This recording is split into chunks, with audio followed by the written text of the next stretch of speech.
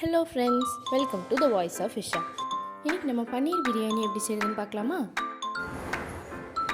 ஒரு வெங்காயம், ஒரு உருளைக்கிழங்கு, 2-3 பீன்ஸ், ஒரு கேரட், 4-5 பட்டர் பீன்ஸ், ஒரு தக்காளி, 2 கீறின மிளகாய், அப்புறம் கொஞ்சம் கொத்தமல்லி, புதினா, அப்புறம் ஸ்பைசஸ், ஏலக்காய், கிராம்பு, சோம்பு, பட்டை, கடற்பாசி, பிரிஞ்சி இலை, அப்புறம் கொஞ்சமாக இஞ்சி பூண்டு பேஸ்ட். முக்கியமாக நமக்கு தேவையான பொருள் பன்னீர். அதுக்கப்புறமா ஊற வச்ச பாஸ்மதி ரைஸ். ஒரு டம்ளருக்கு 2 டம்ளர் தண்ணி வச்சுக்கோங்க. இப்போ ஒரு 1-2 ஸ்பூன் நெய் ஊற்றிக்கலாம். அப்புறம் கொஞ்சம் எண்ணெயும் ஊற்றிக்கலாம். இப்போ நம்ம எடுத்து வச்ச ஸ்பைசஸ்லாம் போட்டு கொஞ்சமாக வதக்கணும்.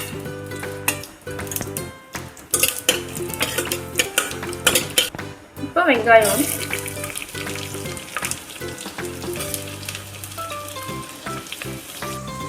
நல்லா இந்த மாதிரி கண்ணாடி பதத்துக்கு வதங்கினதுக்கு அப்புறமா இஞ்சி பூண்டு பேஸ்ட் போட்டு பச்சை வாசம் போகிற வரையும் நல்லா வதக்கிக்கோங்க. இந்த அளவு வதங்கினதுக்கு அப்புறம் 2 மிளகாய், புதினா, அப்புறம் கொத்தமல்லி போட்டு நல்லா வதக்கிக்கணும்.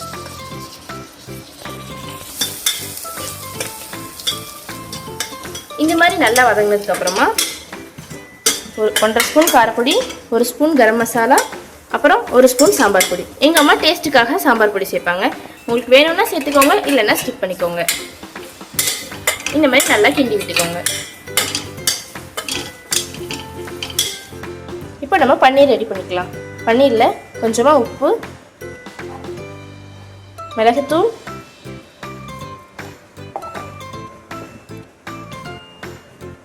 அப்புறம் காரப்பொடி போட்டு நல்லா மிக்ஸ் பண்ணிக்கலாம். இப்போ எண்ணெய் நல்லா சூடானதும் பன்னீரை போட்டு 2 பக்கமும் நல்லா ஃப்ரை பண்ணி எடுத்துக்கோங்க. காய் வதங்குற கேப்பில் இந்த மாதிரி சைட் பை சைடாக ரெடி பண்ணிட்டா சமைக்கிறது ரொம்ப ஈஸியாக இருக்கும். பன்னீர் ஒரு பக்கம் ஃப்ரை ஆகட்டும். இப்போ நம்ம உருளைக்கிழங்கு, தக்காளி, அப்படி மற்ற காய்கறிகள்லாம் போட்டு பிரியாணிக்கு தேவையான எல்லாத்தையும் நல்லா வதக்கி எடுத்துக்கலாம். பீன்ஸ், பட்டர் பீன்ஸ், கேரட்,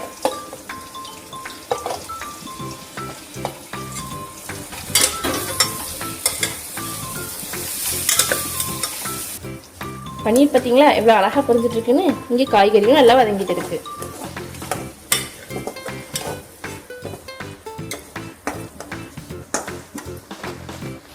இப்போ நம்ம ஊற வச்ச அரிசியை சேர்த்துக்கலாம். இதில் 2 ஸ்பூன் உப்பு சேர்த்துக்கோங்க. இதுதான் ரொம்ப முக்கியமான ஸ்டேஜ். இந்த மாதிரி நல்லா உப்பு சேர்த்துட்டு நல்லா கிண்டி விட்டுருங்க. அப்புறம் நல்லா கொதிக்க விட்டுருங்க.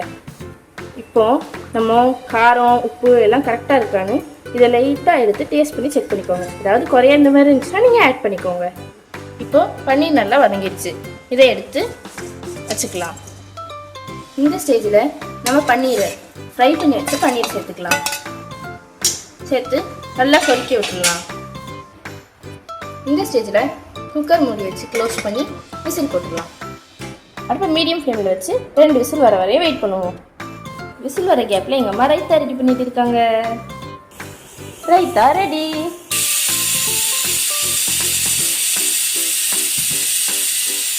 இப்போ 2 விசில் வந்துடுச்சு. நம்ம ஸ்டவ் ஆஃப் பண்ணிட்டு ஸ்டீம் போனதுக்கப்புறம் நம்ம செஞ்ச பிரியாணி எப்படி இருக்குன்னு பார்ப்போம். வாவ், பார்க்கவே சூப்பராக இருக்குங்க. நீங்களும் இதே மாதிரி ட்ரை பண்ணி பார்த்து எப்படி இருந்துச்சுன்னு கமெண்ட்டில் சொல்லுங்கள்.